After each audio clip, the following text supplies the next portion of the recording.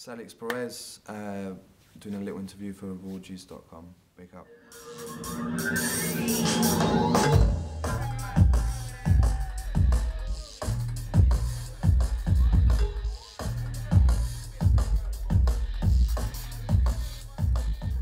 The album's done really well actually.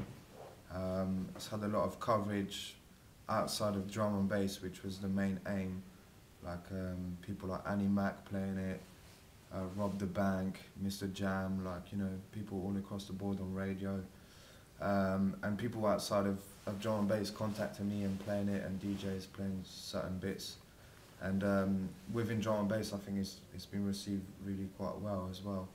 I've only had good feedback, and we're all happy at Shogun. You know, like, I think we've reached like beyond the expectation that we had. People telling me that they listen to it as an album rather than just a collection of tunes. You know, it's like actually listening from start to finish, and that was the whole point of me making that album, was not to make dance floor, you know, just loads of dance floor tunes. It's more about, you know, making kind of music that's, you know, going to work for people to listen to in different situations and whatnot, and have different effects on people.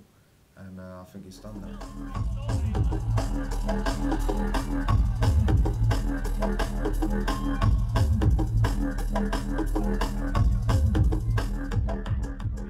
When you know, at the time when they approached me, I was obviously really quite excited about it, because it's, you know, it's friction, and the label had quite a good history behind it. But I think now it's really growing really well. And obviously, you know, it's like me, Spectrasol, and Icicle, the three artists that are focused on at the moment, and I think that's like quite a solid base. And we've kind of got a Shogun sound, I think, you know, like, it's like quite well-rounded. We're all quite individual and all got different sounds, but it kind of merges together. And at the time of them approaching me to sign me for a 2-album deal, it was a bit overwhelming, and, you know, it's like, you almost feel like you're signing your life away, because it's like 2 albums is a big deal, especially when you've never done an album before. And I can say that now, that the first album was quite a lot of pressure, and you know, quite important, because like when you know, your first album can almost make you or break you.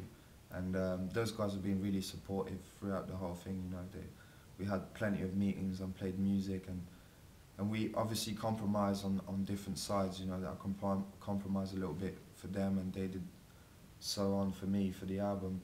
But they've been nothing but professional and really good. And I think we've got a good team. It's like, you know, like it's more like a little camp, like the old school days. I think back in the day, there's like, you know, you had your little camps, like little virus camp, and like things like that. And I like that about it. You know, like, we're all quite strong, and we're quite self-sufficient. We don't need to rely on other people, and we've got the label that's backing us behind it. So yeah, it's all positive.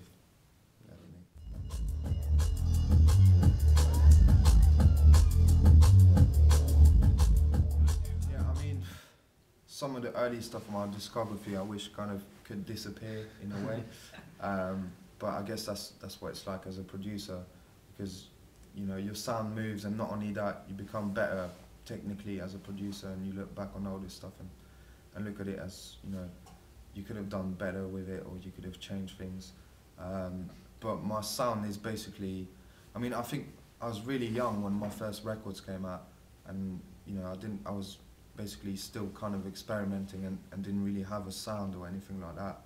And I think over the last 3 years, it's kind of shown that the way I'm moving basically with this drum and bass thing, which is kind of going back to the roots of it and moving forward with it, you know, kind of looking back at what people did, you know, like the people that influenced me and stuff like that, and trying to move it forward. As a producer, you progress, and that's what I've done. And I don't want to make the same tunes over and over again, you know, like the more soulful stuff is cool, and I've done it, and I still do it every now and then, you know, like on the album there's a couple, 2 or 3 tunes that are more relative to that kind of older sound that I had, but I don't want to do that, you know, constantly and keep repeating myself, because I think as an artist you should really develop and show that you're versatile and kind of move forwards with the time and kind of adapt to that and bring your own sound into it and move forward.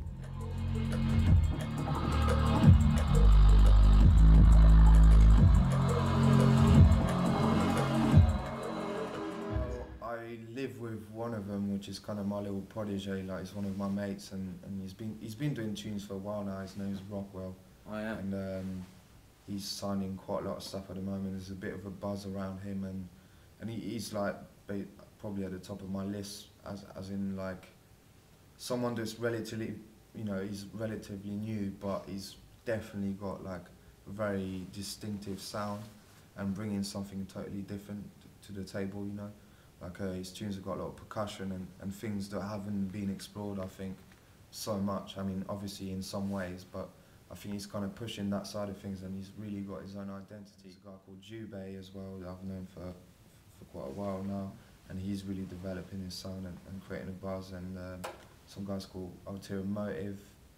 Yeah. I'm not sure, you may have heard of them. Yeah, I think they signed some tunes to Subtitles actually. That's right, and they're really lighting the flame for that kind of old funky tech. Yeah. You know, the old Edrush optical vibe, like actually making it quite dark but still funky and you know, quite enjoyable, and I think they've really nailed that sound, and it's really good. And then you've got like a few of the Russian guys like Abstract Elements. Yeah, there's quite a few. I mean, they're the kind of guys that I'm looking at and quite a part of my CD wallet and whatnot, that, you know, of all the tunes that I'm playing in my sets. Yeah, I think that's quite a good roundup of a few names to look out for.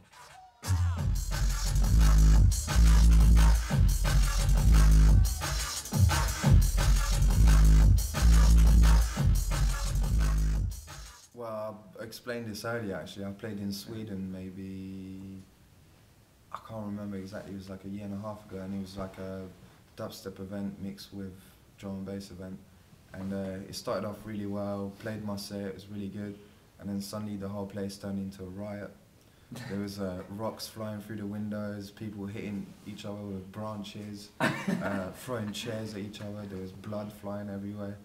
And we were all hiding in the backstage, and that was quite an interesting experience, quite scary as well, to be honest.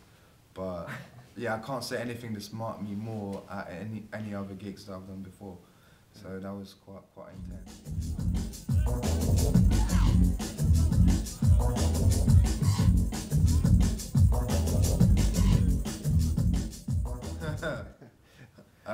Not really, apart from drinking a lot. That's a good one.